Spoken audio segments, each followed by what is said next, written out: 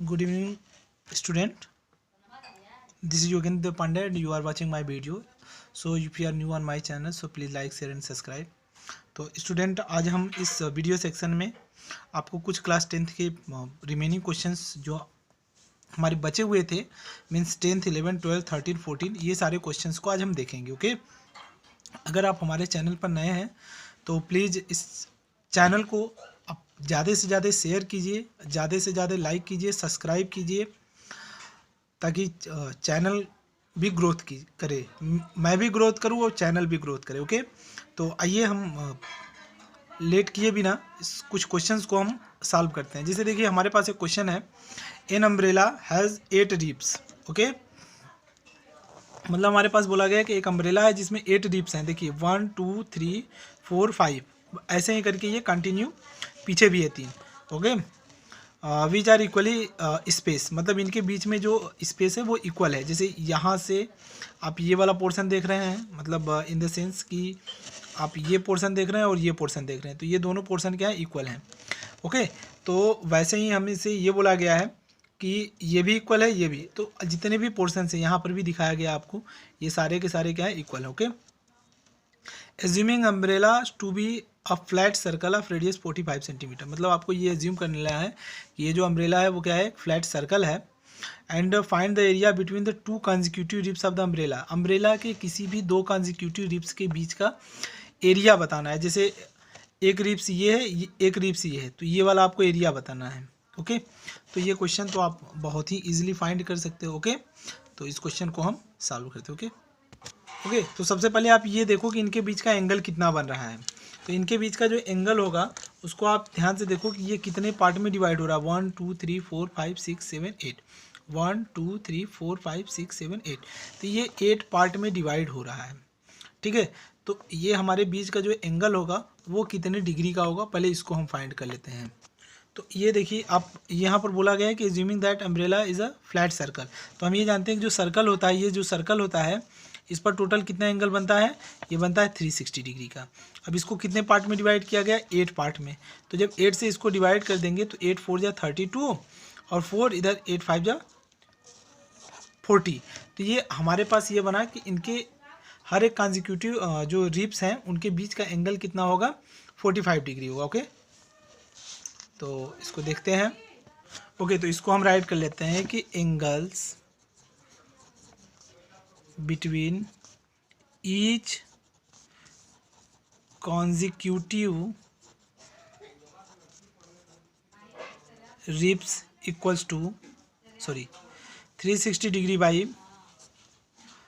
8, ये कितने पार्ट में डिवाइड कर रहा है, 8, तो इसको यहाँ से डिवाइड कर देंगे तो ये कितना होगा, 45 डिग्री होगा। ओके, अब आप फिगर को एक बार फिर से देखिए। तो फिगर में हमसे ये बोला गया है कि 2 कॉन्जिक्यूटिव रिब्स के बीच का ये जो रीजन है, मतलब ये और ये, तो आप ये देख सकते हो कि ये आपको क्या बन रहा है, एक सेक्टर बन रहा है। यहाँ से देख सकते हैं कि ये क्या बन रहा है, सेक्टर बन रहा है। तो हम यहाँ से फाइंड कर सकते हैं कि now area between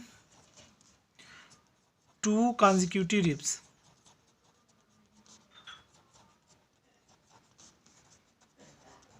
equals to pi r square theta by 360 degree. Okay, तो आपको यहाँ से पाई की वैल्यू पुट कर लीजिए 22/7 इंटू रेडियस। देखिए रेडियस आपको ये बोला गया है कि radius is 45 into 45 into 45/360 degree. Okay, theta angle कितना हो गया, 40/360 डिग्री। ओके, तो जनरली इसको आप डिवाइड कर देंगे तो ये 1/8 आ जाएगा। तो या तो हम ये कर सकते थे कि यहाँ पर थीटा का वैल्यू पुट ना करके डायरेक्ट वो भी कर सकते थे, बट कोई नहीं, बट आप इसको पुट कर लीजिए। ये कितना हो गया, 1/8, 45 इंटू 45। ओके, तो आप ये जानते हैं कि जैसे यहाँ पर हम इसको क्या राइट कर सकते हैं। देखिए ये 2 4 जा 8 एंड 2 11 जा 22, इधर हो जाएगा 11/7 4 जा, ये हो जाएगा कितना हो जाएगा, ये 28 हो जाएगा, इंटू और 45 स्क्वायर होता है 2025। ओके, अब यहाँ से जब आप इसको मल्टीप्लाई कर देंगे इनको, तो ये आपका हो जाएगा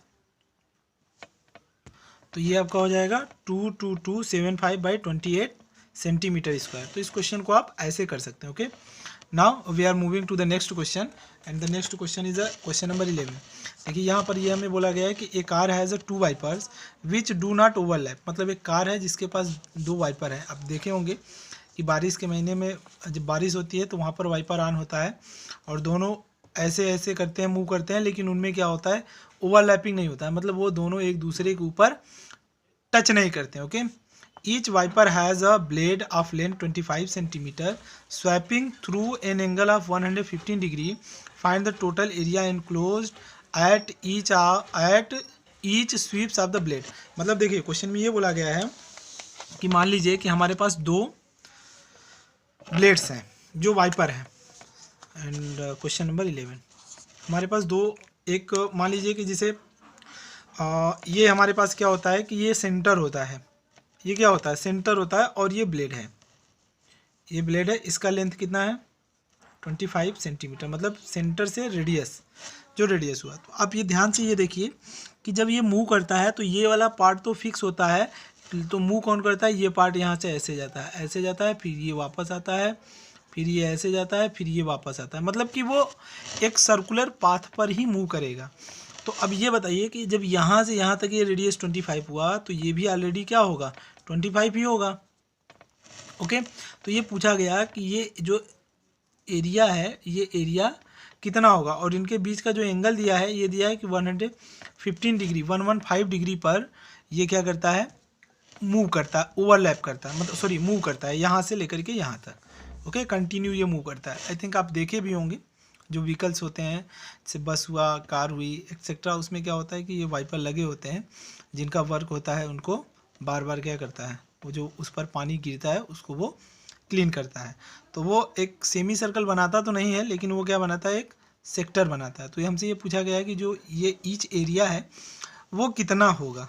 तो इस एरिया को हमें फाइंड करना है। तो ये एरिया तो फाइंड करना बहुत ही ईजी है, जिसको हम फाइंड कर सकते हैं। ओके, तो दूसरा भी आप इसी तरह से बना सकते हैं। तो इसको हमें राइट करना है। तो यहाँ पर ये जो सेक्टर होगा, ओके, तो इस सेक्टर का हम एरिया फाइंड करेंगे। तो यहाँ पर हम राइट कर सकते हैं कि area of sector equals to क्या होता है, pi r square theta by 360 degree. Okay, pi की वैल्यू कितनी होगी 22/7 into radius 25 into 25 into theta 115/316 degree. Okay, तो यहाँ से हम इसको जब सॉल्व करेंगे तो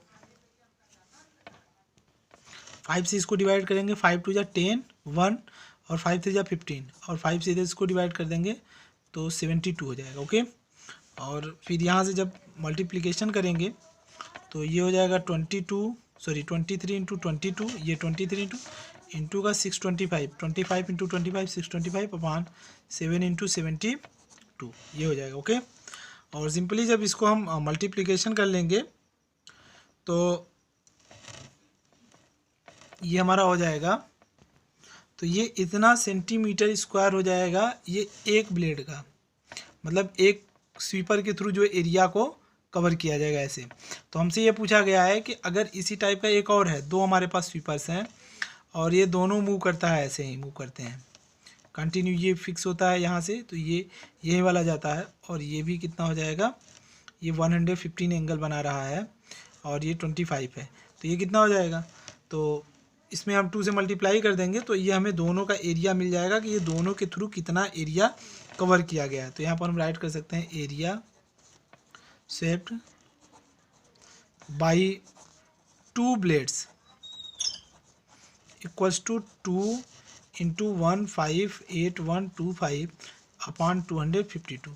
सो I hope student you can simplify this. Okay, तो आप इस क्वेश्चन को सिंप्लीफाई करके आप इसके आंसर को बहुत ही इजीली फाइंड कर सकते हैं। बट ये आपका काम है कि इसका मल्टीप्लिकेशन करना, डिवीज़न करना, और आपका ये इतना आ जाएगा, फिर इसमें 2 से मल्टीप्लाई करना। क्योंकि 2 से हमने क्यों किया, क्योंकि हमसे पूछा गया कि दोनों के द्वारा कितना एरिया पूछा जाएगा। अगर एक के थ्रू पूछा जाएगा तो एक के लिए केवल ये आंसर हो जाएगा, और दोनों से पूछा जाएगा कि दोनों के थ्रू कितना एरिया कवर किया जाएगा तो ये हो जाएगा। ओके, सो अगर आपको इस क्वेश्चन से रिलेटेड, इस वीडियो से रिलेटेड किसी भी क्वेश्चन में किसी भी टाइप की अगर कोई भी प्रॉब्लम हुई हो तो आप कमेंट के थ्रू आप हमें बता सकते हैं, then I will provide you full solution. Okay, अगर आपको किसी भी डाउट, किसी भी प्रकार की कोई भी समस्या होती है तो आप कमेंट के थ्रू बता सकते हैं। Okay, and now next question, question number 12।